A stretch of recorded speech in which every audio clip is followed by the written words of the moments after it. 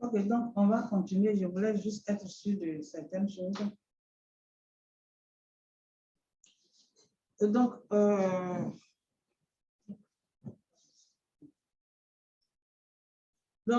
vais reprendre donc, cette partie-là. Donc, nous allons parler de l'historique du droit. Et cette historique, on a des objectifs qui sont d'abord d'identifier les faits et actions historiques à la base du droit de l'espace. Ensuite, les principales caractéristiques du milieu qui vont conférer une certaine spécificité au droit spatial et pour définir le droit spatial. Parce que pour pouvoir parler de quelque chose avec exemple, il faut savoir ce que c'est. Si tu ne sais pas ce que c'est, tu ne te retrouves pas. Et donc, à la fin, lorsque vous sortez de ce cours, de ce cursus, partout vous irez à la Mazan pour certains, ou encore à Alliance Space pour d'autres, vous devez savoir l'historique, ce qui a conduit au droit spatial. Ensuite, les principales caractéristiques du milieu et définir le droit spatial correctement. Pourquoi vous pouvez pas de là?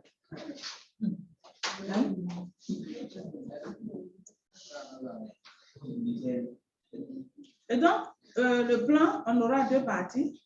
Il y aura la conquête de l'espace et ensuite l'élaboration du droit spatial. Et ensuite, sa définition. Et donc, on va parler un peu des activités de l'espace et du droit. Selon vous, quelles sont les activités même qui se passent là-bas? Et puis, de quel milieu il est question? Là, on parle de, tout à l'heure, dans la présentation, la brève présentation de l'ensemble du cours, j'ai parlé d'un milieu. Normalement, quand vous entendez le droit de l'espace, vous avez pensé à quel droit? Vous avez pensé à quel genre d'espace? L'espace extra-atmosphérique. Non, avant que je ne commence. L'espace aérien. Vous avez pensé à l'espace aérien. Qui a pensé à un autre type d'espace? Oui.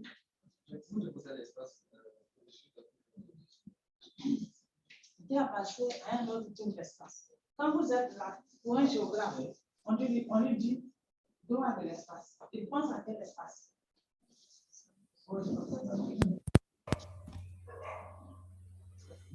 L'espace est géographe. Tu viens de dire, on dit droit de l'espace, tu penses à quel espace?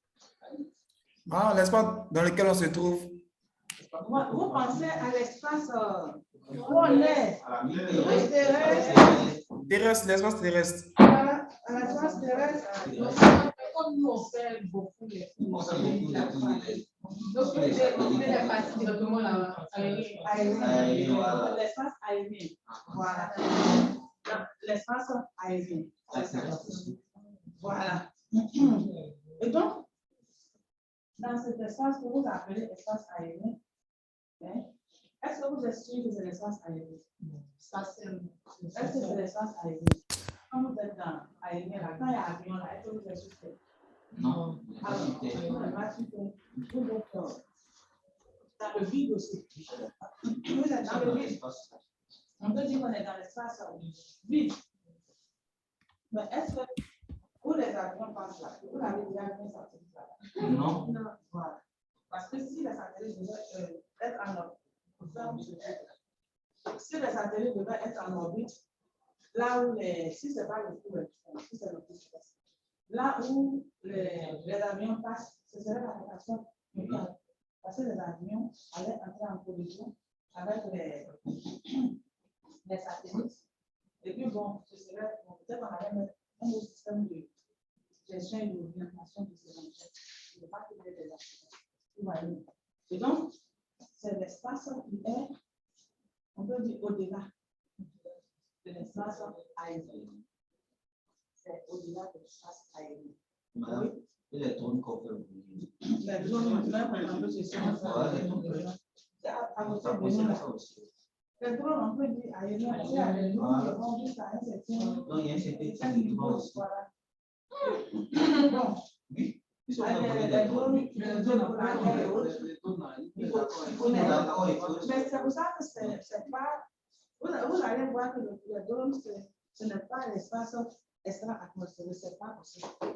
Parce qu'à partir du moment où on doit donner des rapports, on n'est plus dans l'espace extra-atmosphérique. Vous allez voir. Parce que l'espace extra-atmosphérique appartient à tout le monde. C'est un espace qui n'appartient à aucun État. Donc, aucun État n'est habitué à donner un accord à quelque autre État que ce soit pour pouvoir faire ses activités dans l'espace extra-atmosphérique. C'est un espace qui appartient à tout le monde. Voilà. Il regarde bizarrement, il me raconte la peine. Et donc, dans tout endroit où les activités humaines se déroulent, il y a un droit qui se développe. Et c'est pour cette raison que dans l'espace, pour les activités qui se déroulent dans l'espace extra-atmosphérique, il y a un droit technique, un droit qu'on va appeler le droit de l'espace. Et donc, pour régir l'exploitation, l'exploration et l'utilisation de l'espace, il devient nécessaire de créer un cadre juridique des activités spatiales nationales et internationales.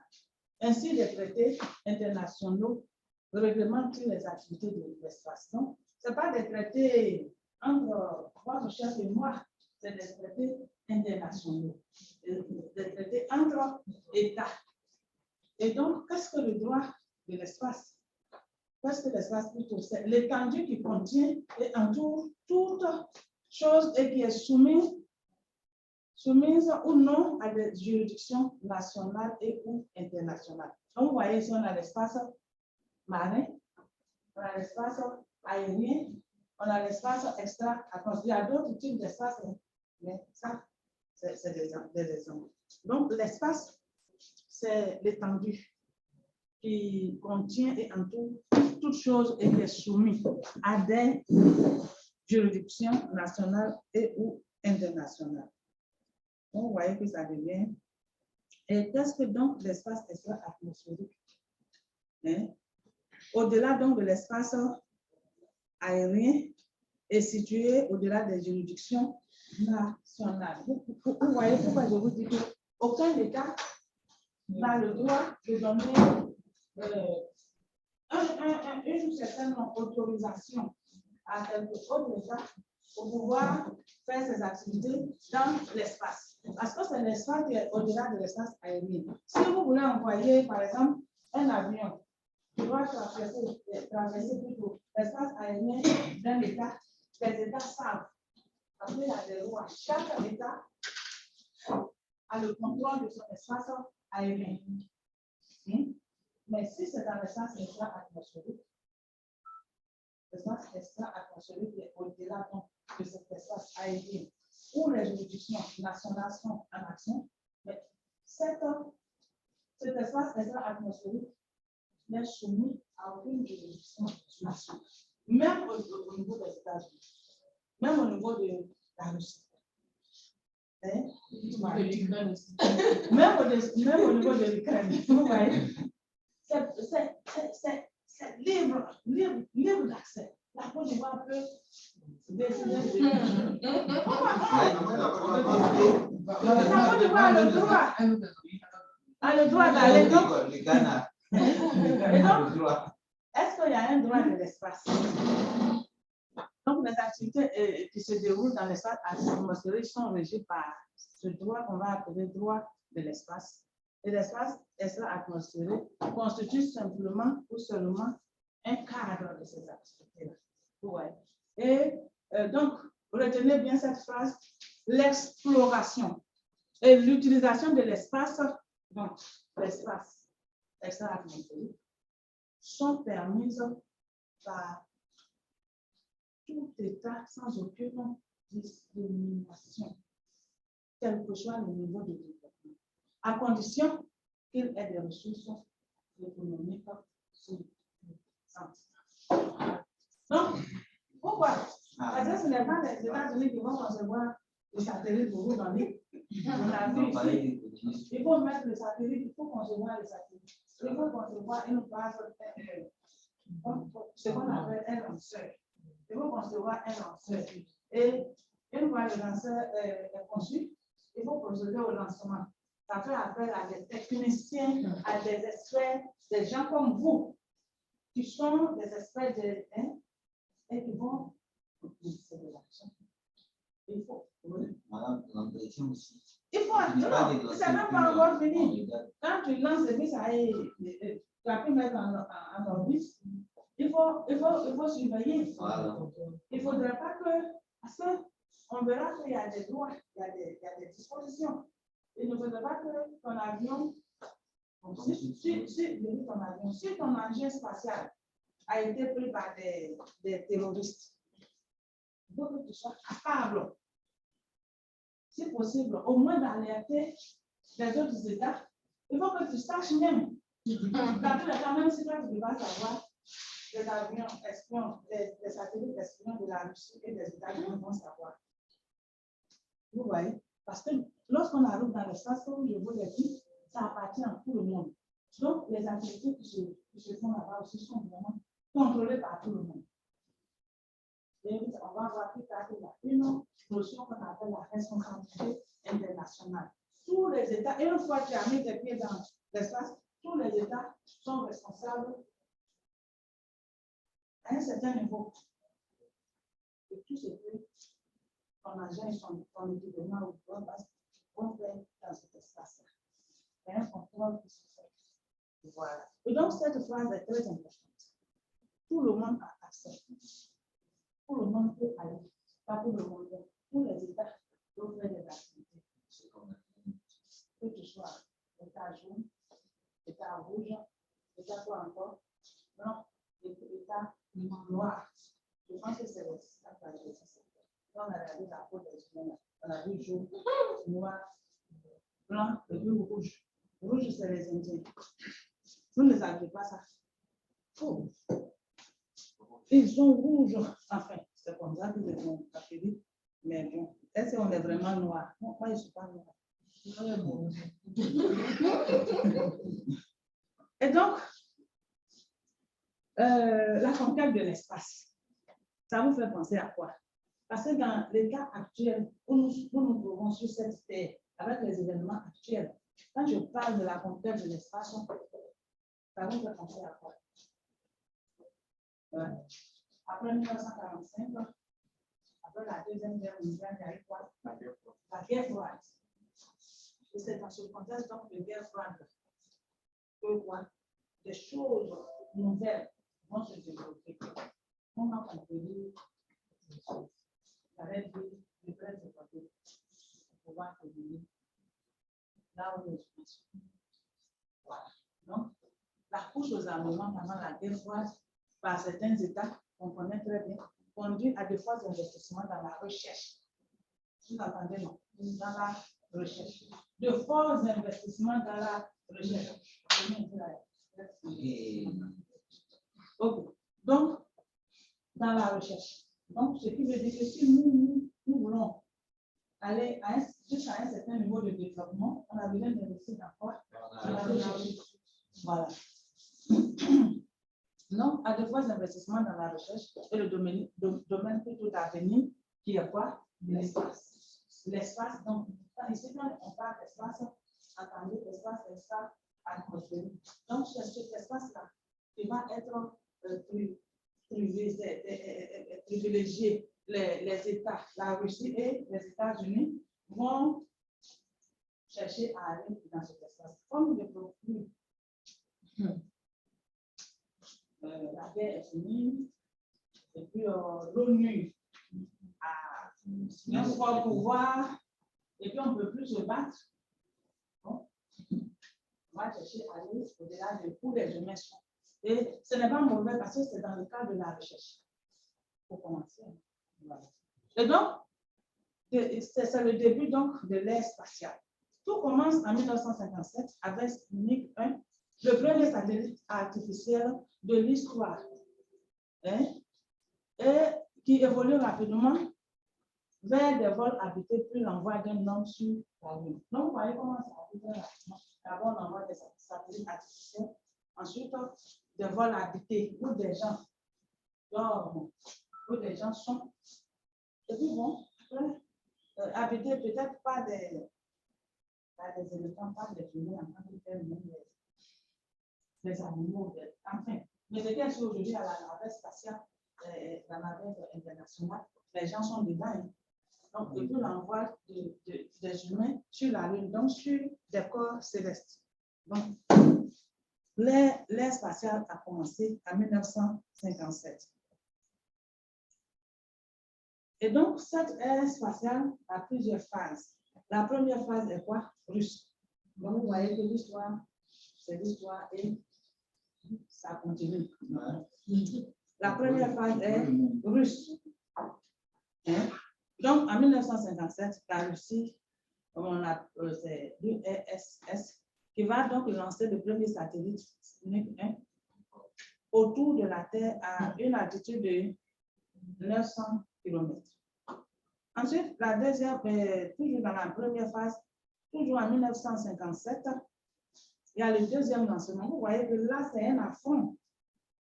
La Russie lance envoie encore un autre satellite artificiel.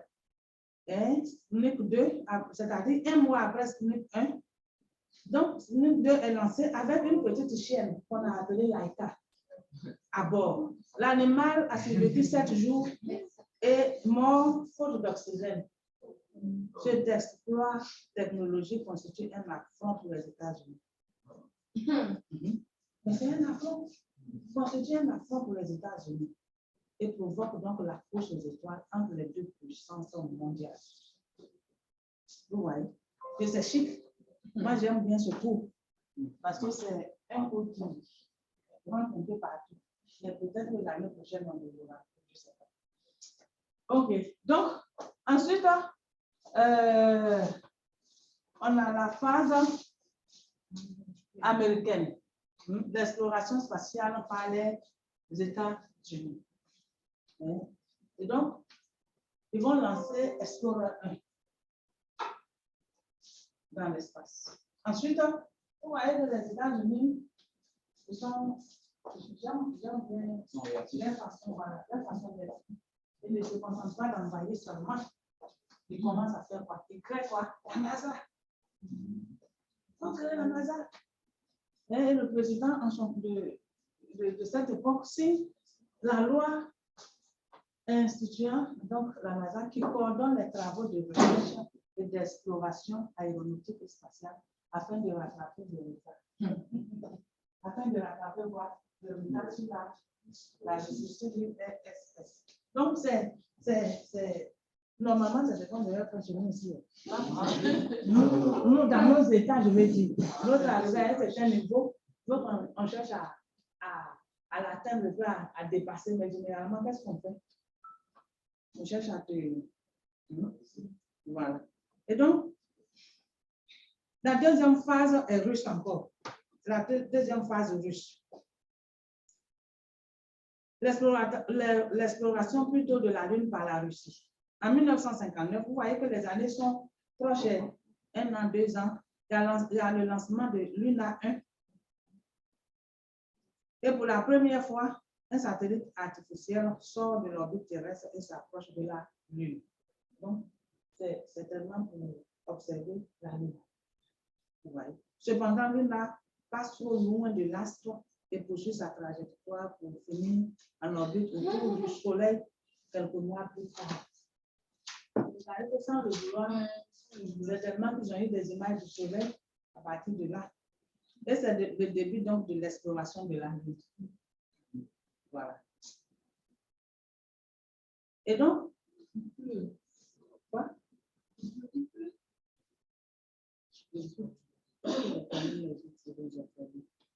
Et donc, ça provoque cette couche aux étoiles. À l'exploration donc du domaine extra-atmosphérique. Et cela pose très rapidement des questions de nature très diverses. Donc, vous pouvez imaginer les problèmes qui ont commencé à naître de cette course aux étoiles. Donc, institution par les nations d'un corps de principes et de règles totalement nouveaux. Création en 1959 d'un organe spécifique au sein de l'Assemblée générale des Nations unies. Et donc, ce corps spécifique a 2 aspects. Il y a un comité d'utilisation pacifique de l'espace extra-atmosphérique. Vous voyez que On est sorti de la guerre, de la deuxième guerre. Il n'y a pas, c'est juste quelques années. Est-ce que ça vaut 10 ans, peut-être une dizaine d'années? 1946, 1950, 1959. 10 ans. 13 ans. Okay. Et à la mise en place de 2 sous-comités, un comité scientifique et technique et un comité juridique. Donc, vous voyez que déjà, très rapidement, la chose a commencé en 1957 avec l'envoi de Spring.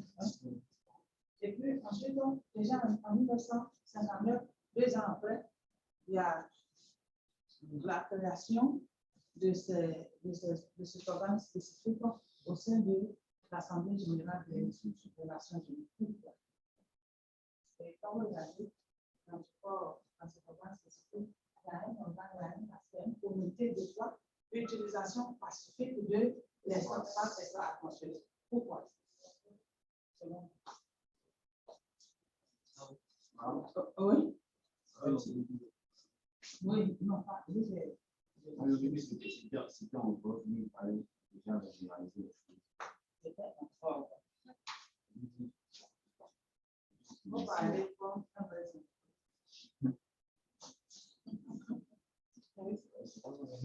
C'était en forme, oui, je comprends. Mais on ne peut pas exprimer ça aujourd'hui. C'était l'actualité. C'était le moment Parce qu'on sortait de la guerre et on voit que quand un fait notre équipe, il est possible que les deux puissent se battre. Juste ça continue. c'est pour éviter de se battre là-bas. Et puis, peut-être que la bataille ne va pas se faire seulement là-bas. Une partie de la bataille aurait besoin de se faire sur terre. Et donc, rapidement, l'ONU se saisit de la plaie et avec la, comment je vais dire ça, la collaboration des 2 grands, ils arrivent à mettre en place des règles de fonctionnement. Parce que sans ces règles de fonctionnement, ça sera la catastrophe totale. Et donc, le droit donc de l'espace est né sur fond de lutte technologique et idéologique opposant les États-Unis et l'URSS dans le contexte de la guerre froide. Plusieurs traités et accords internationaux ont été élaborés par les États pour les États. De ces différents textes se dégage un principe de liberté d'exploration et d'utilisation pacifique de l'espace extra-atmosphérique qui permet donc le déploiement et l'exploitation de satellites ou encore l'établissement d'une station spatiale dans l'espace extra-atmosphérique. Donc, c'est permis. Voilà. Donc, en revanche, à l'image d'autres espaces situés au-delà des juridictions nationales, comme les fonds marins, l'Antarctique, les hautes mers, la haute mer, l'espace extra-atmosphérique ne peut faire, suivez-moi, jeune fille, laissez vos activités, suivez le cours. Parce que si je me fâche, ce n'est pas bon. Si je fais ça à la zone des activités, c'est pas bon. D'ailleurs, fermez vos rabattez tous ces trucs qui sont devant vous. Fermez tout. Tout le monde rabattez, enregistrez tout, rabattez tout. Vous le avez rabat. Rabattez tout. Jeune fille, rabat tout. Rabat, c'est pas grave. Ferme. Rabattez tout. Voilà, rabattez. C'est la journée internationale de la femme, le droit de la femme, il ne faut pas rien de passer.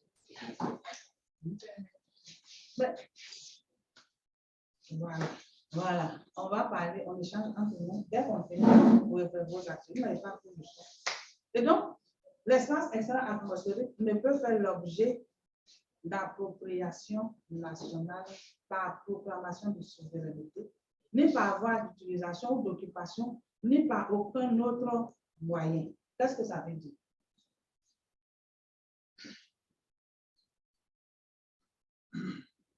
Oui, c'est M. Wako. Lorsque vous disiez qu'il n'y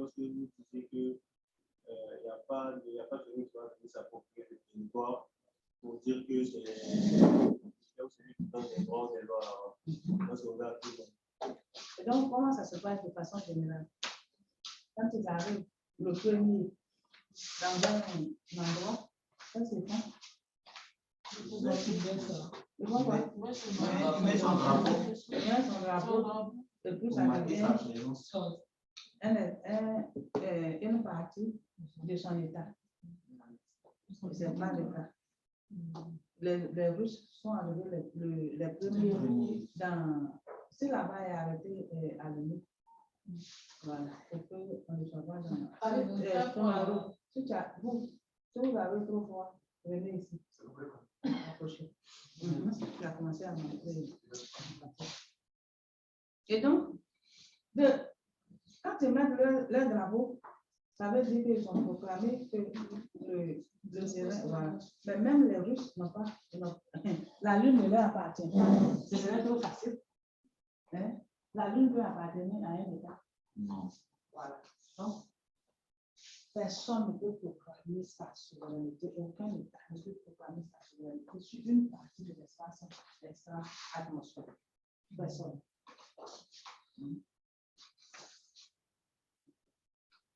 Et donc, au niveau donc de l'élaboration du droit spatial, toujours, il faut dire que les principales sources sont de deux types. Dans les traités internationaux, qui sont, on a 5 traités, et puis on a des résolutions de l'Assemblée générale des Nations unies. On a plusieurs résolutions. Les résolutions vous font penser à quoi? Je sais que vous êtes jeunes, mais est-ce que quelques-uns d'entre vous ont des souvenirs des résolutions?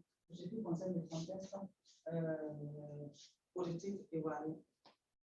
À un moment donné de notre révolution,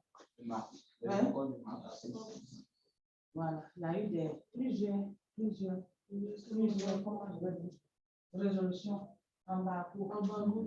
Voilà. Donc, vous avez vu les résolutions. Donc, je vous dis ça parce que plus tard, je suis sûr que quelqu'un va nous poser la question. Et quand la question va venir, bon, nous tous, on va répondre à la question. Il y a une question.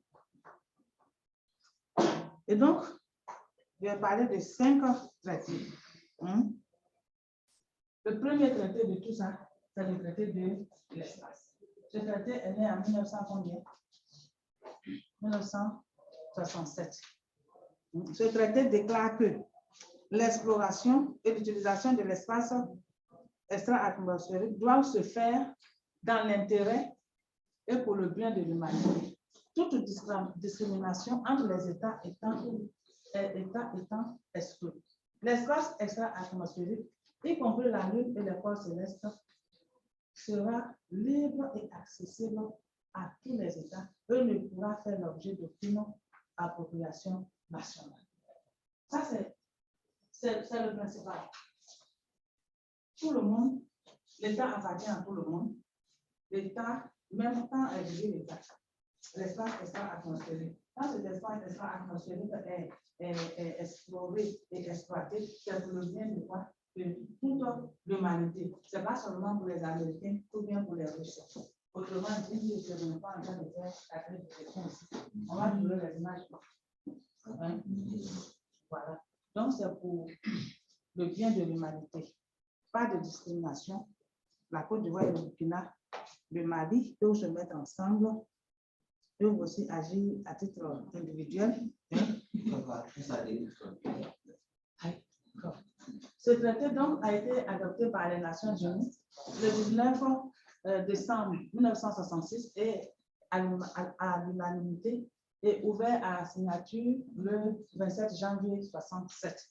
Il régit donc les États, les activités des États en matière d'exploration et d'utilisation de l'espace extra-atmosphérique, y compris la Lune et les autres corps célestes. Les autres corps célestes, les autres planètes. Voilà. Ce traité pose les grands principes donc, du droit de l'espace, déclinés pour certains dans d'autres instruments internationaux postérieurs. Donc, la charte de l'espace interdit quoi? L'aménagement de. Vous pouvez télécharger la charte de l'espace à partir de l'Internet. Vous pouvez l'avoir. Si vous écrivez chaque espace droit spatial, ça va sortir. Donc, il interdit l'aménagement de bases ou d'installations militaires dans l'espace extra-atmosphérique et sur les corps célestes. Hein?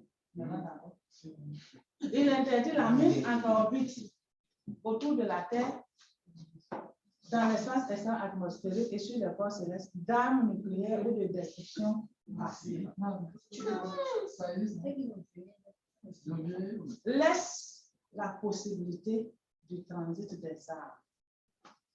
Transit à travers l'espace et de reconnaissance par des satellites artificiels. Donc, vous voyez que laisse. Il y a une petite ouverture. Donc, moi, je pense que on en bat ça avoir quelque chose. Tu vas mais ce n'est pas comme des oranges. C'est des choses, il faut prendre des dispositions. Peut-être arriver là-bas, je ne sais pas si le jour est toujours le jour de 24 heures, ou bien s'il y a d'autres, vous voyez. Donc, ça peut faire quelques. Ça peut passer quelques instants là. Donc, mais justement, le droit est fait. Quand le droit est fait, il y a des gens qui viennent violer le droit. Mais quand ils viennent violer le droit, il y a des sanctions. Il devrait avoir normalement des sanctions. Il devrait normalement avoir des sanctions. Mais vous voyez que non, pas qu'il n'y en a pas. La difficulté ici, c'est quoi? C'est que l'espace appartient à tout le monde. Si c'était par exemple un espace qui était sous un droit national, cet État-là allait appliquer son droit. Et ça n'appartient à aucun État. Donc, ça rend difficile certaines choses. Mais néanmoins, il y a des choses qui se font. Il y a des sanctions qui se font. Il y a des sanctions qui se font. Et donc, vous voyez que la charte de l'espace est vraiment la base de tout, quoi. En ce qui concerne le droit spatial. Ensuite, on avait retraité 2 qui parle de l'accord sur le retour et le sauvetage des astronautes et la restitution des objets lancés dans l'espace extra-atmosphérique. Donc, vous devez savoir que quand on parle de traité 1 ici, c'est la charte de l'espace. Traité 2, c'est quoi? C'est l'accord sur le retour et le sauvetage des astronautes. Parce que quand on lance des engins qui s'en vont, il y a des individus, hein? Il y a des gens qu'on envoie et puis qui reviennent avant même de partir. On leur fait subir des tests bizarres, une sorte d'entraînement dans des conditions qui pourraient ressembler aux conditions de l'espace extra-atmosphérique. Où on ne peut pas marcher. Comme ça, nous, on est arrêté sur que il y a des choses qui leur font subir et il y a certains même qui sont revenus de là-bas qui ne se toujours pas. Il y a certains qui ont eu des problèmes parce que mais celui qui a créé ces choses-là, on n'a qu'à laisser en face. Voilà. Donc, il y a des choses auxquelles notre corps, voilà, donc il y a des gens, quand ils subissent ça, ça agit sur eux. Et puis après, il faut un certain temps pour se retrouver. Donc, cet accord est élaboré au sein des Nations Unies. Ouvert à la signature le 19 décembre 1967, il est entré en vigueur au début de décembre plutôt 68, un peu moins d'un an après son adoption. Plus de 75 États ont signé le document. Cet accord vise 2 objectifs. Un objectif concernant les astronautes et l'autre sur les objets et engins spatiaux. Au sujet des astronautes, l'accord énonce 3 obligations à la charge de tous les États partis. Donc, tous les États partis, ça veut dire quoi? Tous les États qui ont signé, tous les États même, je peux dire même qui ont des activités dans l'espace. Normalement, si tu as des activités dans l'espace, tu devrais l'avoir signé. Et donc, ils ont le devoir de quoi? D'informer. Ils ont le devoir de sauvetage et ils ont le devoir de rapatriement. Et le deuxième objectif, de l'accord est la récupération et la restitution d'engins et d'objets lancés dans l'espace. Il impose 3 sortes de devoirs également: devoir d'information, devoir de récupération et devoir de restitution. Qu'est-ce que ça veut dire? Lorsqu'on prend le côté qui concerne les astronautes, ils ont le devoir de faire quoi? Si un astronaute est en détresse, d'abord, ils ont le devoir d'informer. Et pas qu'on envoie telle personne qui sont encore de tel engin, tout ça. Ah, ils ont lancé un peu de vitesse. En ce moment-là, tous les États sont informés. Si c'est la Côte d'Ivoire, par exemple, qui a envoyé dessus, affiché. Moi, j'ai affiché dans l'espace et tout, bon, il est en détresse. Il crie à la Côte d'Ivoire. Vous voyez? Heureusement que son cri ne sera pas entendu seulement. Regardez, il aura des dispositions pour que d'autres États puissent entendre ses cris. Sinon, imaginez vous-même. Quand on fait appel aux pompiers, ils sont sur terre, imaginez un peu le temps que ça peut mettre à cause des embouteillages et d'autres choses pour qu'ils arrivent. Et voilà, je me suis affiché. Pendant 2 jours, sinon on ne t'entend pas. Qu'est-ce qui va se passer? Heureusement, la Russie, qui est. Voilà. Et les États-Unis vont entendre ton cri. Ils ont le devoir, quand bien même tu n'es pas russe, tu n'es pas américain, ils ont le devoir d'aller te sauver. Et ils ont le devoir de te rapatrier sur toi. Voilà. Et le deuxième objectif, donc, c'est la même chose si l'engin ivoirien a des problèmes. Parce que les Américains, par exemple, ceux qui ont eu l'habitude d'aller sur le terrain, ils ont dit qu'on ne prend pas l'acier pour faire cette partie, mais on prend par exemple le fer du monde à qui ceux-là même ont fait problème. Donc, on va mélanger acier et tout. Parce que c'est proche, c'est un exemple que je prends. Et arrivé là-bas, notre engin ne supporte plus certaines pressions. Bon.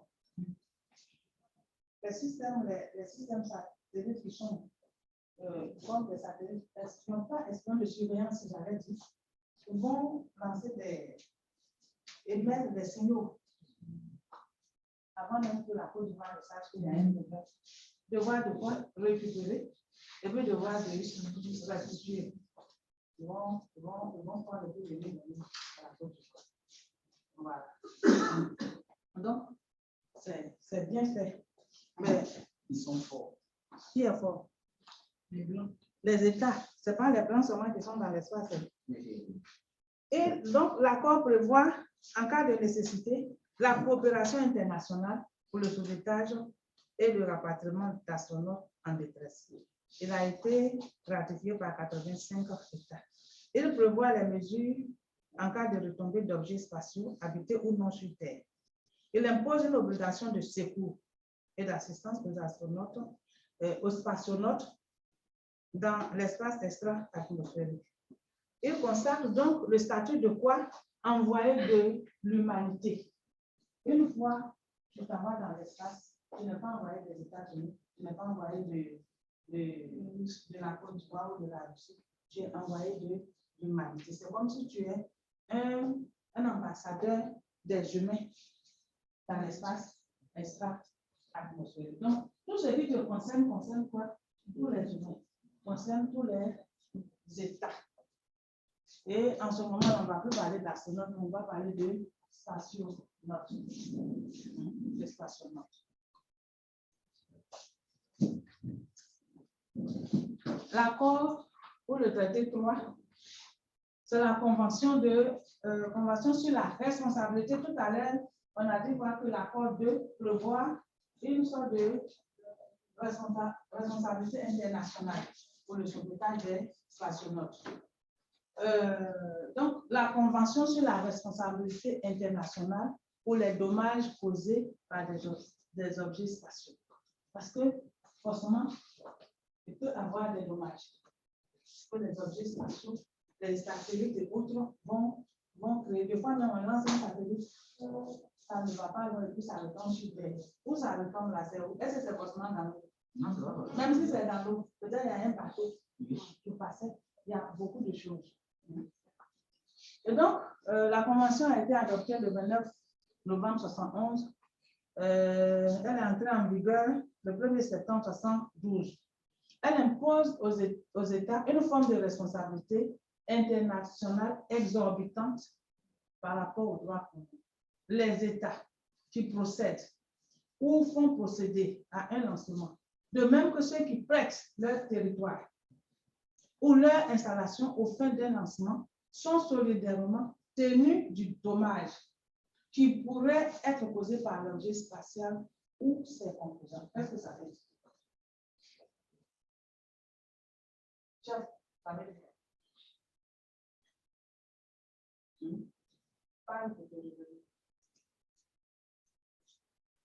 Non? Tu comprends pas? Oui, monsieur. Non, c'est-à-dire que pour tous ceux qui aimeraient lancer un satellite, si par exemple ils ont de la place pour un bien qu'ils doivent prêter de l'espace à un autre État, quel que soit s'il y a des dégâts, c'est-à-dire qu'on l'a lancé, quelque chose part au travers, ou bien va toucher quelque chose, c'est eux qui sont responsables de gérer tous les dommages. Tous les États qui possèdent le c'est comme traité, et ceux qui lancent. Ceux qui lancent, c'est ceux pour ceux qui lancent. Donc, je prends un exemple simple. La Côte d'Ivoire n'a pas de satellite. Pour le moment, à ma connaissance. Oui, voilà. Non, on n'a même pas. Pourquoi? On va faire ça. On va faire ça. Non, moi, je suis sur ça là. Ok, donc la Côte d'Ivoire entre en collaboration avec avec le Nigeria. Avec le Nigeria. Et le Nigeria, vous voyez, nos frères là, ils sont au château. Ils fabriquent un satellite. Maintenant, ils veulent lancer. Le Nigeria n'a pas de lanceur. Je dis bon. La Côte d'Ivoire dit, moi, j'ai été colonisée par la France. La France a Ariane Space. Le Nigeria dit, nous, c'est les Anglais. Les Anglais sont dans l'Union européenne et ils sont dans l'ESA, l'Agence spatiale européenne. Et donc, on va les approcher, ils vont nous traiter, ou bien même, pourquoi même aller vers les colonies, les colons là, allons vers la Chine. Et puis, ils mettent en place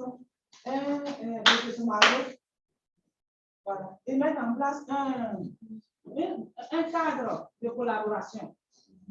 Et la Chine dit, ok, vous pouvez lancer votre satellite à partir de mon lanceur.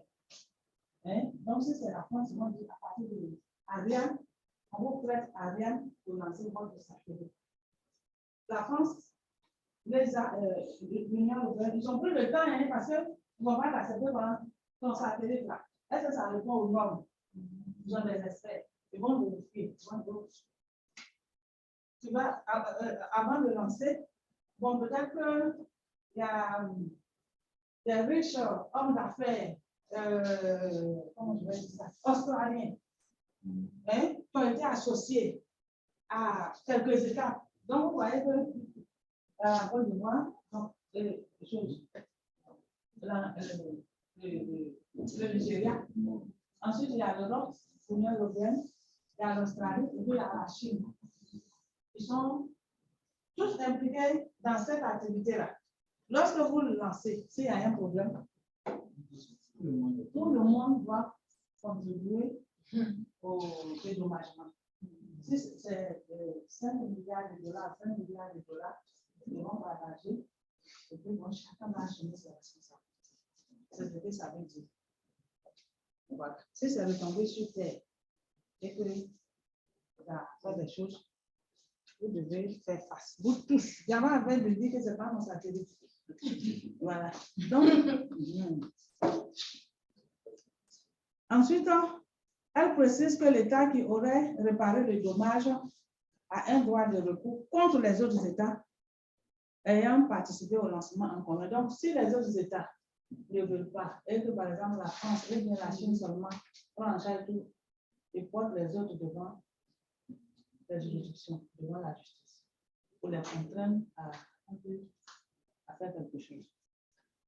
Ils peuvent convenir de la répartition entre eux, donc de la charge financière qui leur incombe, à condition de ne pas porter atteinte aux droits d'un État victime, de chercher à obtenir réparation, soit de l'un quelconque des États de lancement, soit de tous. Bon, c'est ce que l'on a dit ici en français simple. Ensuite, la convention, le traité 4, c'est la convention sur l'immatriculation des objets lancés dans l'espace extra-atmosphérique. Donc, vous voyez que de la même manière, quand on va payer une voiture, en fonction de l'état où on se trouve, on procède à l'immatriculation. Il faut qu'on attribue un numéro à notre voiture. À la carte grise, il y a un certain nombre de choses. C'est la même chose aussi qui se fait. Quand tu as un engin spatial, il faut l'immatriculer. Donc, cette convention édite l'obligation pour l'État de lancement d'un objet spatial d'immatriculer cet objet et de communiquer les informations relatives à son identification au secrétaire général des Nations Unies. Un État conserve sous sa juridiction un objet immatriculé par lui. Donc, si la Côte d'Ivoire fabrique un satellite et que c'est la France qui l'immatricule, ça appartient à la France. Cette convention donc a été ratifiée par combien d'États? 40 seulement. Elle est peu efficace car elle n'a pas été ratifiée par la totalité des États qui opèrent dans l'espace. Et ceux qui l'ont fait ne déclarent pas tous les objets qu'ils lancent. Donc vous voyez que c'est ça. C'est là le problème. On a demandé d'immatriculer. Si on n'a pas immatriculé. C'est pour ça que souvent il y a deux satellites qui sont là pour surveiller, qu'on peut appeler satellites espions aussi. Mais pas dans le sens de espion, mais pour surveiller ces choses. Et c'est pour ça aussi que souvent, quand il y a des États qui veulent lancer des choses, vous voyez qu'on va voir les États-Unis s'opposer d'une certaine façon. Parce qu'il y a des petites règles que certains États ne veulent pas.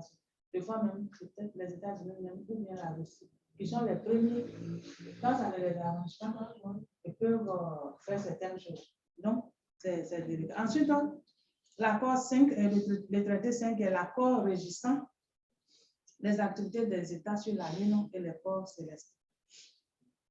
Il est entré en vigueur en juillet 1984 et stipule que la Lune ne peut être utilisée qu'à des fins pacifiques.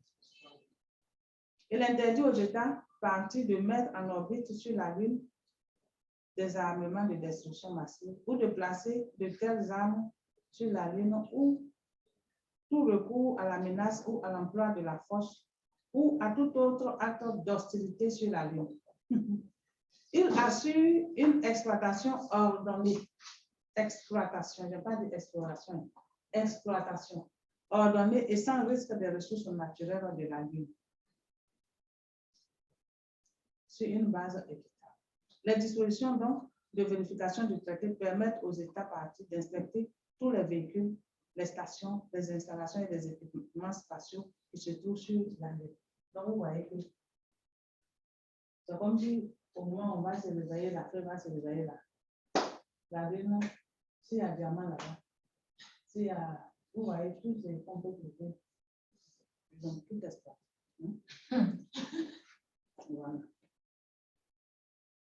Et en cas de différend, les États partis doivent se consulter rapidement afin de résoudre leurs divergences par des moyens pacifiques. Ici, là, c'est le Pacifique qui domine. Personne n'a intérêt à ce qu'une guerre éclate dans l'espace. Hein? Peut-être que on dit c'est Dieu qui a créé tout ça, Dieu même va dire, mais le moment que moi j'ai prévu, peut-être n'est pas encore arrivé, mais les humains sont pressés pour détruire ce que j'ai fait. Vous voyez? Donc, si une guerre comme ça éclatait dans l'espace, ce serait bon. Il n'a toutefois pas été. Hey, ça, c'est encore plus grave. Les accords sur les corps célestes là. 9 États. Il n'a été toutefois ratifié que par 9 États. Les États-Unis et la Russie ne le signent pas. Car il stipule que la Lune et les autres corps célestes font partie du patrimoine commun de l'humanité, principe sur lequel est fondé le droit de l'homme. Donc, le traité sur la Lune a une durée illimitée et tout État qui souhaite se retirer doit notifier son retrait 1 an à l'avance. Le secrétaire général de l'ONU est le dépositaire de ce traité. Ensuite, on va parler de résolutions. Quelques résolutions. Vous voyez que les résolutions n'ont pas la force des traités. Mais ce sont des choses qui sont... parce que même ici, les résolutions que les gens ont pu discuter, ça arrive de pas. Donc, la résolution 1962, bon, ça c'est quoi ça? C'est 18. Portant déclaration des principes juridiques régissant les activités des États en matière d'exploration et d'utilisation de l'espace atmosphérique adopté en 1963. Il s'agit du texte qui est à l'origine donc des principes consacrés plus tard, plusieurs années après par les traités internationaux. Ensuite, on a la résolution 3792 sur les principes régissant l'utilisation par les États de satellites artificiels de la Terre aux fins de la télévision directe internationale, adoptée le 10 décembre 1982. Ces principes régissent les émissions de programmes et de télévision qui peuvent être directement captées hors des frontières d'un État. Donc, vous voyez que aujourd'hui, nous avons, grâce à des rapports, on reçoit la télévision. Tout ça aussi, ça vient de quoi? Des activités dans l'espace.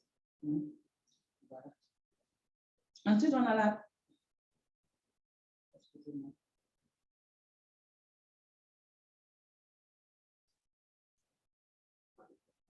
On a la résolution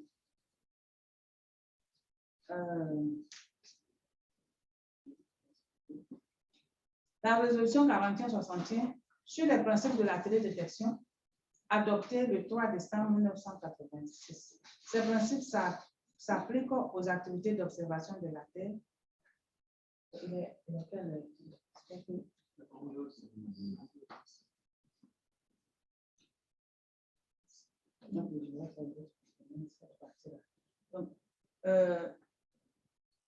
Donc, ici, on parle du principe de la télédétection. Ce principe s'applique aux activités d'observation de la Terre, principalement à la détection des ressources naturelles.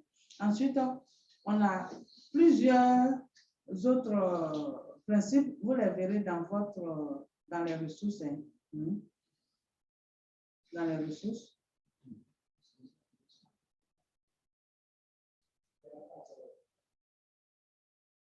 Voilà.